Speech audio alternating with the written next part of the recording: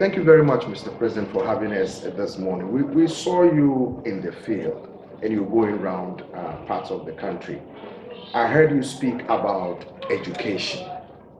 What is so important to you about educating Sierra Leonean children? Why? This goes right to the core of this particular administration. As an administration, from the outset, we did say that education is a priority for this nation.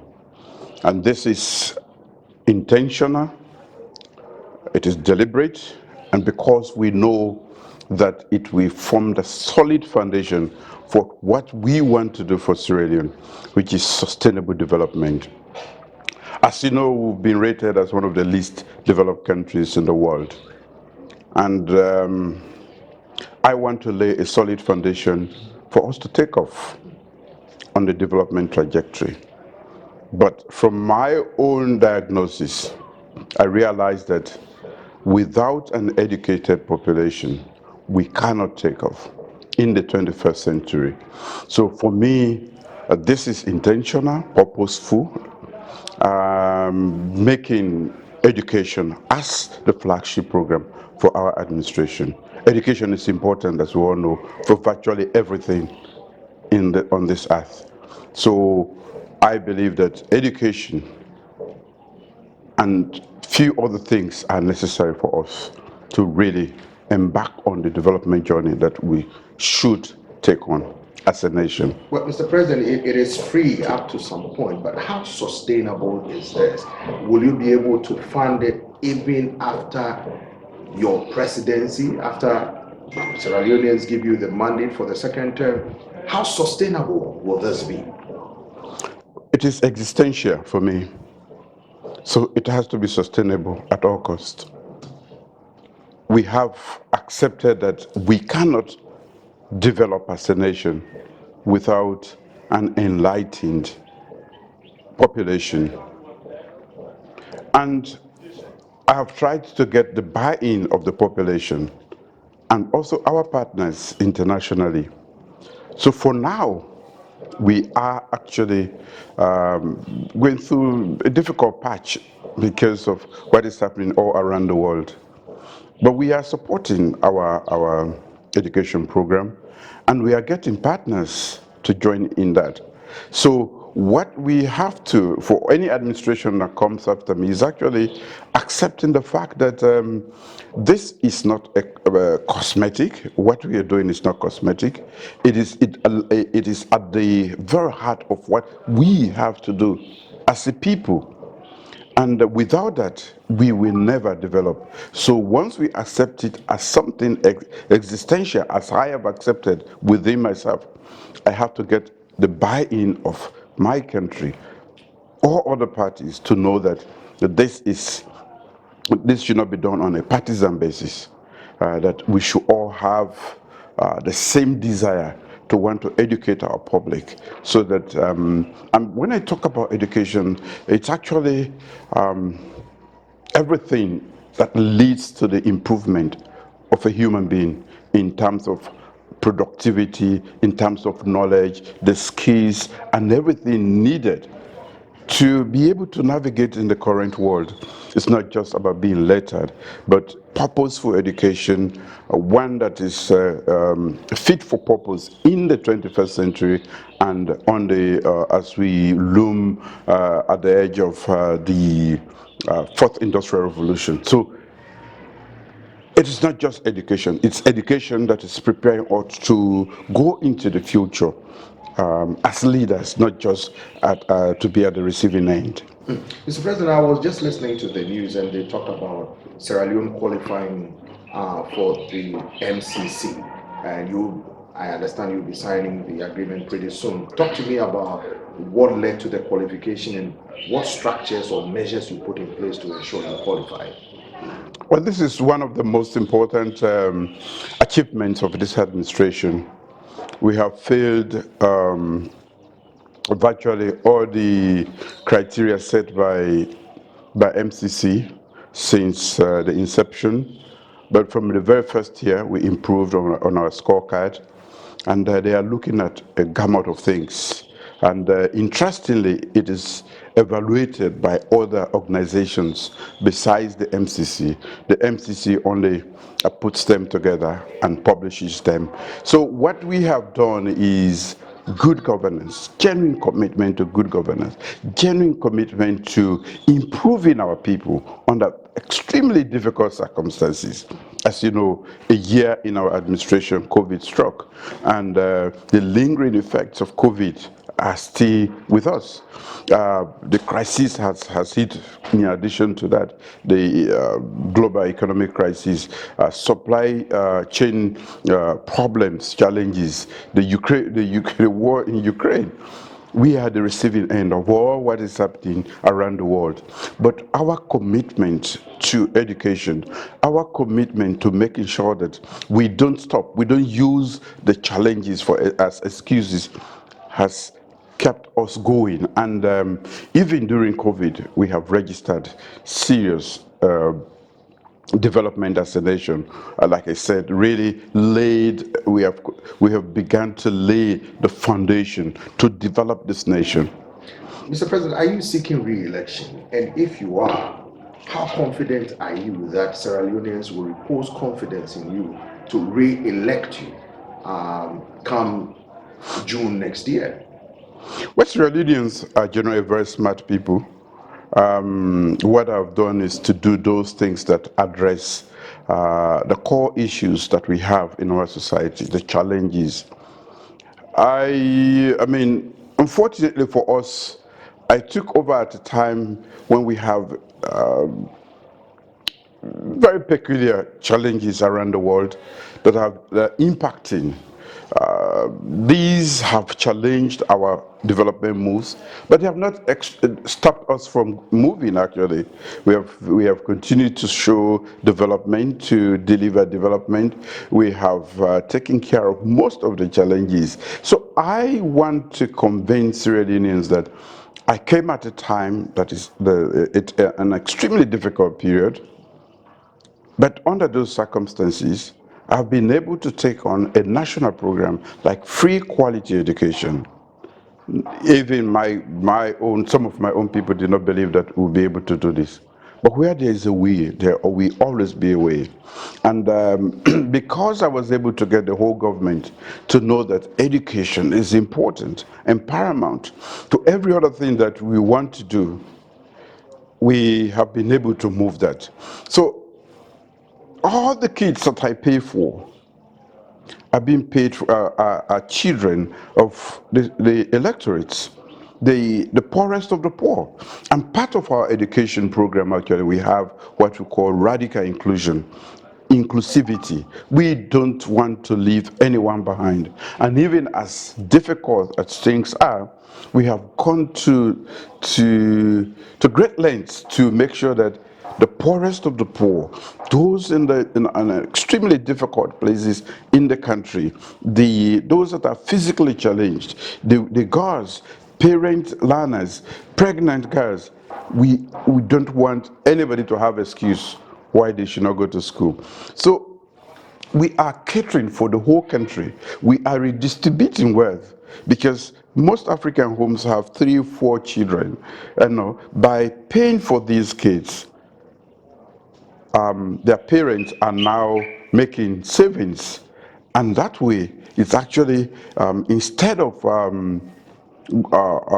using that money now, they can use that as disposable income to improve themselves, to embark on micro businesses, and so on and so forth. So the benefit is monumental, in my opinion, and I believe that the Sierra Leoneans can understand and feel, not just understand, they are actually living the reality of what we are doing. And that is for now. But in future, these same kids are going to be the future leaders of this country. So if you consider every aspect of the free quality education, it's a win-win. They are winning today and they are going to win for the future. I mean, a lot of people thought it was risky, but in as much as I'm a politician, I'm more of a development-oriented politician. I want to win to be able to continue to do the good things that we have started doing. But my most important preoccupation, what is at the fore of my thinking process, is actually how do I improve this country? How do I move it, on the development trajectory? So I want to win, and again, in fact, that is what is actually informing my whole decision and desire to want to win, because the impact, positive impact of what we have started as a nation, as an administration, is so good that we just have to stay on to complete, so that we lay a solid foundation so that any other person who comes after me, we meet a solid foundation for development. I use the word foundation because we have not had a solid foundation, and therefore every other attempt at development had fallen apart. But I believe that an educated population that is food secure, healthy, can move this nation. Mr. President, talk to me about the fight against corruption. Because some of your critics and opposition politicians are saying the president is using the fight against corruption as a pretext to go after them, to make their parties unpopular, so you win easily the next year's election. How do you respond to such criticisms, Mr. President? Well, the MCC is not the final arbiter in terms of who is corrupt and which administration has taken corruption, the fight against corruption, seriously. But what they have done is to gather information, data from different organizations around the world that monitor our effort and what we are doing in that direction. And it will amaze you to know that since we took governance in 2018, we have passed, and not only passed, but with excellence. We are a totally different administration, serious and genuine about improving the lot of these people, of our people. We, like I said, yes, even our politics to want to stay is informed by our desire to want to continue to do more for the people of this country, not by just the fanfare and the things that go around with governance. It is an instrument as head of state. That is the most powerful instrument you have to effect change.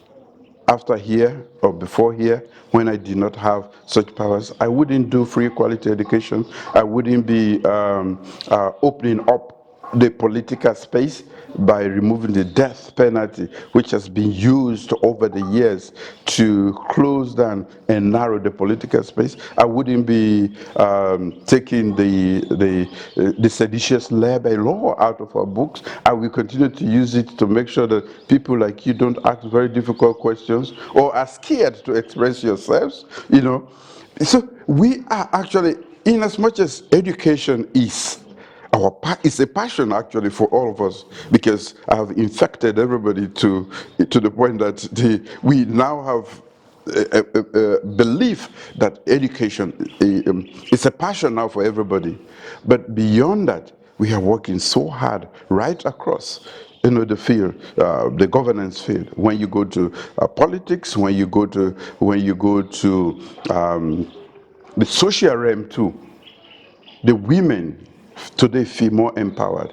The women have more space to do what they want to do. They can venture into politics. We have a bill in Parliament, the Gender Equality and Empowerment, Women Empowerment Bill that is in Parliament. We have clamped down also on rape. I was about to ask you that because the First Lady has embarked on several campaigns, including Hands Off Our Girls. So what is the policy direction of your administration to protect the girl child in Sierra Leone, as well as empower them to not only seek political office, but to contribute significantly to the country's development? Well, we are a human capital development government, and we cannot claim to be a human capital development government if we do not take care of one of the most vulnerable sections of our society, women. They are more than 50% of our population. Because of culture and a lot of other restrictions, we have not given them, we have not empowered them to be equal partners. Would you imagine going to a boxing context with one hand tied behind your back? You are defeated where before you start. That's what we have done all the time. The women can be equal partners, and we have not developed them. We have kept them at the back. What we are trying to say is open up the space for the for the women. Open up the space for more than 50% of your population to be part of the development process. I say I've used the word development so many times because it is what should actually be our preoccupation as one of the least developed countries in the world. And we need all hands on deck. With more than 50% of the population being women, we have to make sure we bring them along. We have to make sure we empower them. So all the encumbrances, like rape, like the restrictions that prevent them from coming to the public space and participating fully at all levels of society, these are the things we are removing, especially things like rape. That is unfair, it's unacceptable.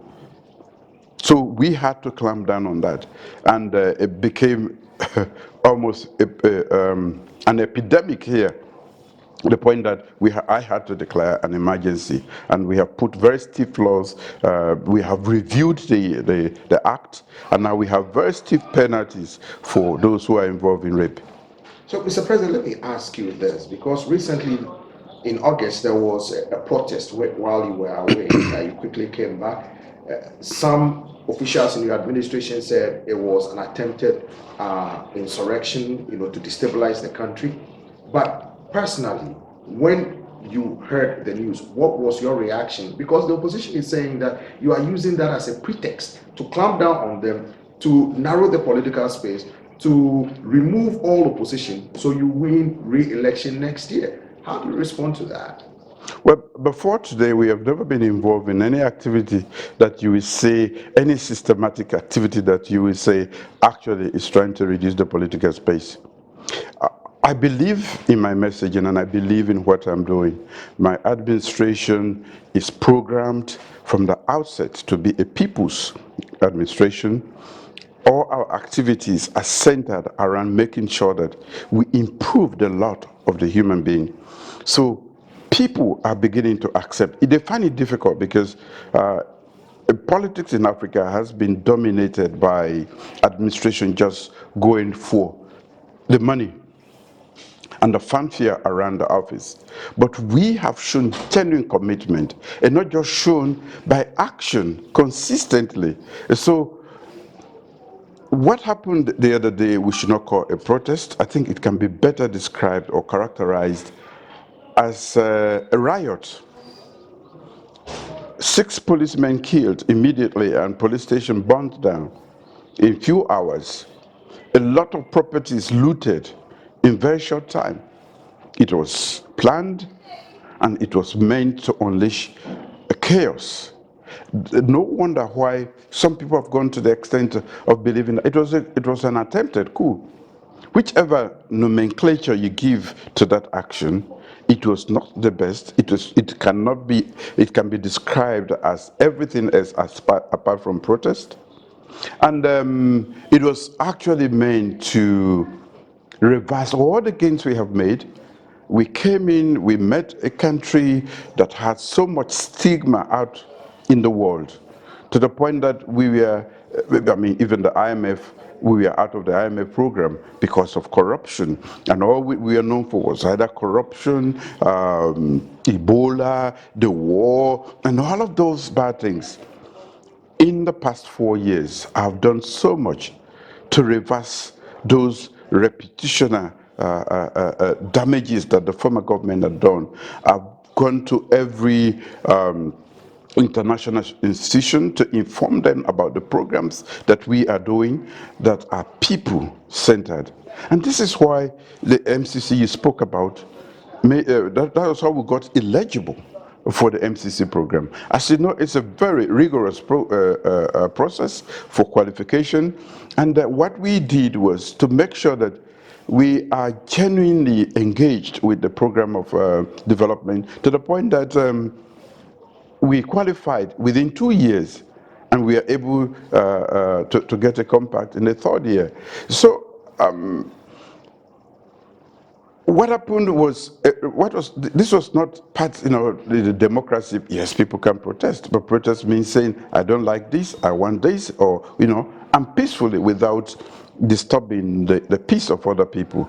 But when you go out deliberately, and in the first instance, law enforcement, the few that we have, you go out deliberately to kill them, you cannot call that a protest. Mr. President, next year is election year.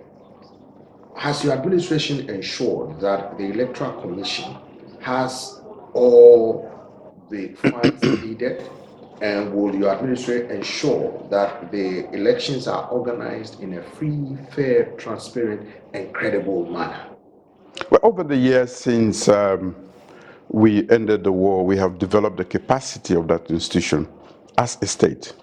You have very well qualified people in that organization. They've manned several elections in the past, and today we can give them we have to give them the wherewithal to be able to take on the challenge, the challenges ahead of us as far as this election is concerned. As a government, even under very difficult circumstances, we have provided all the tools, all that they require, all that they've asked for, and we intend to do that, because it is important that we have predictable program for change of government according to our constitution, and we are just seven months away from that, the next one. So we have to, as we have always done, as a government, when we know that something is important, we go all out. Just like education, we are providing the funds to make sure that we have a successful election come June next year.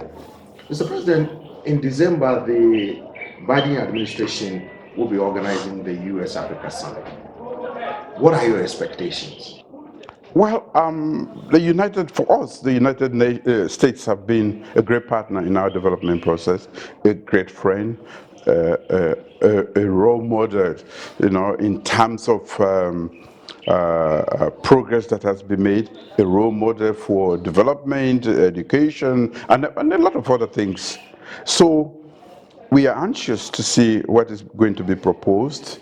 We have had a very good relationship with, as a nation, a bilateral relationship with the United States, and we want to hear what they are going to propose. But for me, I would want to say that the United States should lead the other developed nations of the world to understand the peculiar nature of the challenges that we are facing at this point in time. It's all around the world. They are having their own challenges, but we want the United States to take leadership in one, looking at our debt situation. As I speak to you, a huge amount of our revenue goes to debt. Yes, debt servicing. And, that leaves us with very little to embark on any capital projects. And as a nation, besides what we get from friends and other partners around the world, we should be able to support and finance our own development project. So that is one thing. And I would want to, again, speak to the United States to understand that, in leadership, we in Africa need the support of the United States in terms of providing leadership for us as we develop. There's quite a lot that has happened there. The trajectory they've taken to where democracy is today means that they've had to go through several challenges and sharing those experiences with us. We want to invite the United States to come to Africa and to be partners in this development process through trade, through investment, We have liberalized our policies and laws regarding doing business in Africa, and we are doing quite a lot to make Africa a place for business. And we expect the United States to take the opportunity to come and be partners in this process. Mr. President, what role is Sierra Leone playing to ensure regional stability in Africa and by extension the entire continent? Because, there have been recent upheavals, there have been coups right next door. The Guinean leader was recently here who came to seek, to talk to you. There have been pieces of discomfort. There was attempted coup in Guinea-Bissau and all that. What role is Sierra Leone playing? And when you meet some of these leaders, what ideas do you share with them about ensuring regional peace and stability? Well, the first thing you do is to take care of your own challenge, to make sure that you have a peaceful situation back at home, which is quite difficult under the circumstances, and then to share your own. This is not the first time in governance. In the very early 90s, as a military head of state, we had a very tumultuous sub-region, West Africa, with wars raging in Sierra Leone here and in Liberia and other political challenges. I think what we can do is to share our experience. As one of the leaders, I've always prevailed over my friends to believe that we can deal with this differently, depending on what the nature of the challenge. You cannot stop democracy today. You can only support it.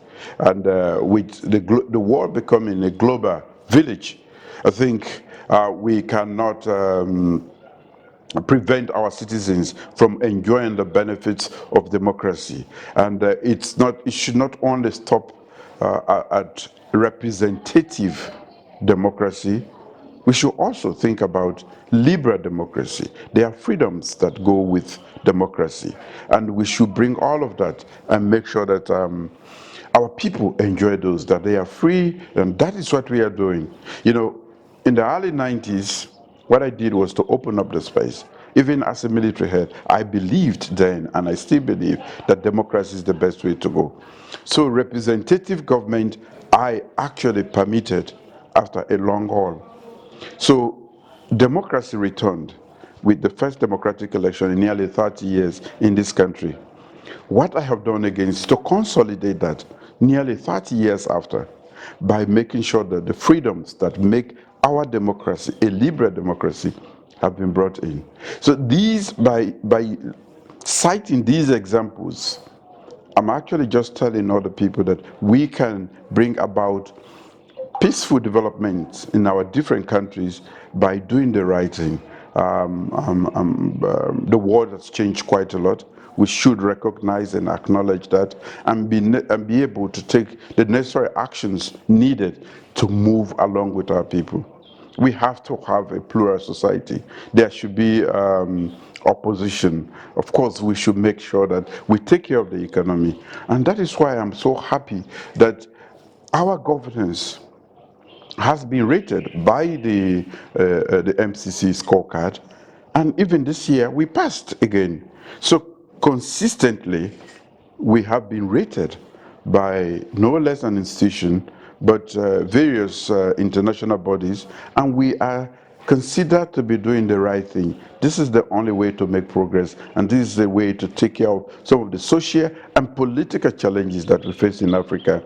So I will convince others to believe and to know that purposeful development, liberalization of our economic and also political space can actually lessen some of the tensions, and being smart about what you do when you face crises like the one that we have. Most countries have run out of essential commodities. Things are tough here, like elsewhere around the world. The prices have gone up, completely beyond our control. but the availability of essential commodities we had planned for right from the COVID. And we continue to make sure that all of these essential commodities are available within the country. Mr. President, before we leave, I know you have to go to the field and talk to your people, but before we leave, the criticisms being leveled against ECOWAS and the African Union is that they are institutions that appear to have outlasted their usefulness and that they have not been effective in addressing the core challenges Africans face. Do you think those criticisms are justified?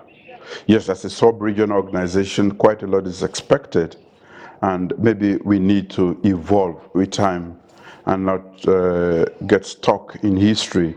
The challenges we faced in the early 90s have changed quite a lot, and ECOWAS should be evolving at the same rate at which the society itself is doing so.